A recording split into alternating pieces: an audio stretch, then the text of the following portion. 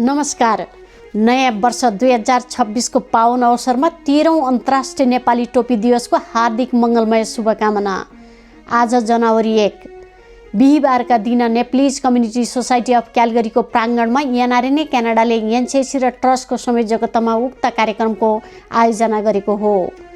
क्यालगरीका विभिन्न संस्थाबाट पाल्नुभएका पदाधिकारीहरूले आफ्नो मौलिक पहिचान र गौरवको प्रतीक नेपाली टोपी लगाएर यो दिवस भव्यताका साथ मनाएका छन्। क्यालगरीको यो चिसो मौसममा पनि नेपाली टोपीले यहाँको माहौललाई निकै न्यानो र उत्साहजनक बनाएको छ। नेप्लिज कम्युनिटी सोसाइटी अफ क्यालगरीको प्राङ्गणमा आफ्नो कला र संस्कृति जोगाउने यो अभियानमा गरिएको यस महत्त्वपूर्ण अन्तर्राष्ट्रिय टोपी दिवस कार्यक्रम सम्बन्धमा लाइभमा बोल्दै नेप्लिज कम्युनिटी सोसाइटी अफ क्यालगरीका सचिव घनेन्द्र न्यौपाने। नमस्कार अनि शुभ प्रभात। साथसाथै नयाँ वर्ष 2026 को सबैलाई धेरै धेरै शुभकामना। अहिले हामी एनसिएससी को रिसोर्स सेन्टरबाट लाइभ आइरहेका छौँ। एनसिएससी मा अहिले एनआरएन क्यानाडा ले एनसिएससी र टुगेदर विथ सिनियर सोसाइटीको सपोर्टमा नेपाली टोपी दिवस मनाउने काम यहाँ भइरहेको छ। आदरणीय व्यक्तित्वहरू, हाम्रो कार्यक्रम 1.5 घण्टाको मात्रै भएको हुनाले मैले धेरै कार्यक्रम नेपाली टोपी हामी सबैको सानो यो कपडाको टुक्रो मात्र नभएर हाम्रो सर्वोच्चताको पनि प्रतीक हो। यसको सिग्निफिकेन्सहरू धेरै नै रहेको छ।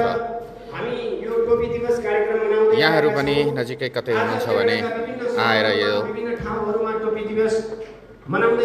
कार्यक्रममा सहभागी भइदिनुको लागि हामी हार्दिक अनुरोध पनि गर्दछौँ। जसो गर जे भन जतासुकै लैजाऊ मलाई, यो मन त मेरो नेपाली हो भने चाहिँ प्रवासमा रहेर पनि नेपालप्रति आगाध माया र भौतिक शरीर उता नभए पनि मन मस्तिष्क उतै रहेको आभासमा यस समारोहको अर्को सुखद पक्ष राष्ट्रिय सम्मानका साथ स्वदेश गान श्री कमल पौडेलज्यूले गाउनुभएको थियो। क्यानाडाको यो भूमिमा आफ्नै माटोको गीत गुन्जिँदा हरेक नेपालीको मन गौरवान्वित भएको महसुस हुन्थ्यो। आउनुहोस् अब हेरौँ कार्यक्रमको केही रमाइला झलकहरू र यो स्वदेश गानको त्यो गौरवपूर्ण क्षणसहित।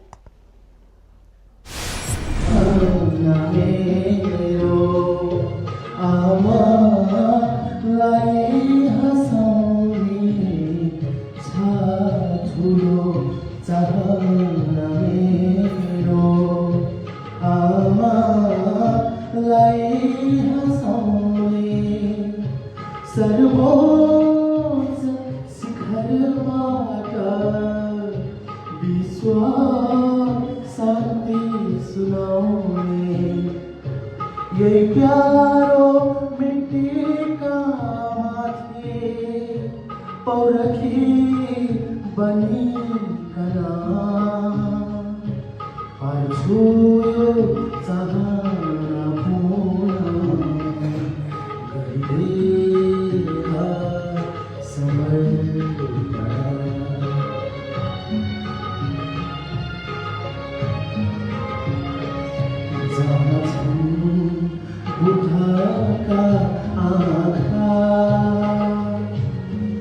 Thank you so much.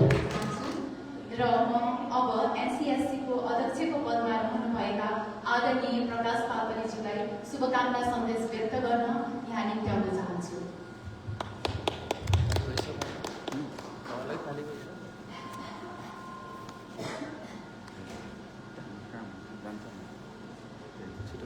नमस्कार, धन्यवाद एमसी दोयो। राम्रो प्रयास मैले अहिलेसम्म कुनै भाइले एमसी गरेको देखेको थिइनँ, अहिले देख्न पाएँ, खुसी लाग्यो।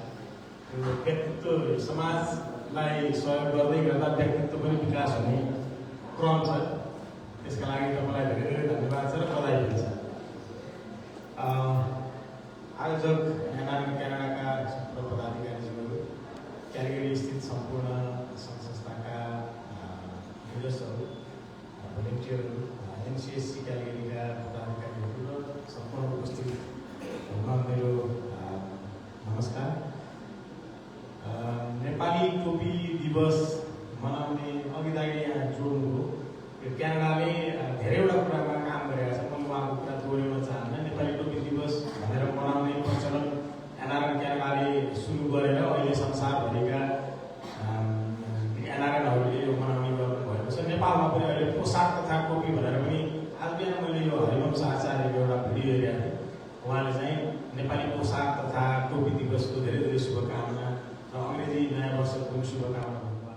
यी केसहरू हुन् जसमा हामीले अब लास्ट इयर एकजना बहिनी स्टुडेन्ट बहिनी एकदम सिभियरली एक्सिडेन्टमा परेर अहिले अनगोइङ उहाँको हस्पिटलाइजेसन अझै पनि उहाँ चाहिँ रिकभरी फेजमा हुनुहुन्छ। उहाँलाई हामीले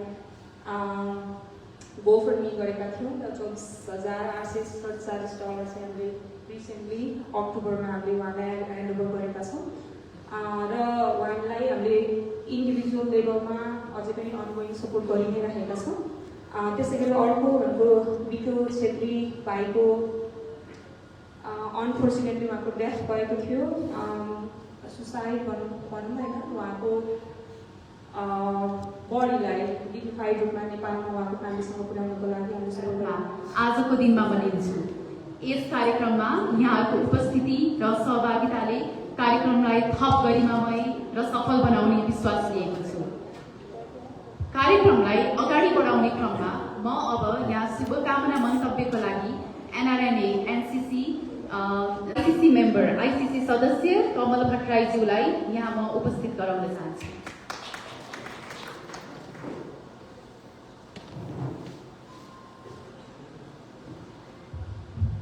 थ्याङ्क यू प्रियञ्जली। र यही मञ्चबाट यहाँहरू सबैलाई म के आग्रह गर्न चाहन्छु भने यहाँहरूको स्किल सेट अथवा यहाँको समय अनुसार यहाँले नेपाली मेलाको प्लेटफर्ममा रहेर कुन ठाउँमा रहेर के सहयोग गर्न सक्नुहुन्छ अगाडि आइदिनु होला। यदि यहाँको समय छैन भने यहाँको वरिपरि रहनुभएका अन्य मान्यजनहरू भनौँ अथवा अरूहरूलाई पनि कम्युनिकेट गरिदिनु होला। यो हाम्रो गौरवको विषयवस्तु हो। प्रवासमा रहेर पनि आफ्नो जरो र मौलिकतालाई माया गर्ने क्यालगरीका सम्पूर्ण नेपालीहरूप्रति सम्मान व्यक्त गर्दछु। मैले यो भिडियो छोटकरीमा सबैलाई समेट्ने तरिकाले बनाएको हुँ। के तपाईँहरूलाई आजको यो सामग्री कस्तो लाग्यो? राम्रो लागेमा कृपया सेयर गरेर हाम्रो यो राष्ट्रिय गौरवलाई विश्वभर पुर्याउन हुन म विनम्र अनुरोध गर्दछु। क्यानाडाको क्यालगरीबाट म लक्ष्मी लम्साल खनाल। हस्त, धन्यवाद।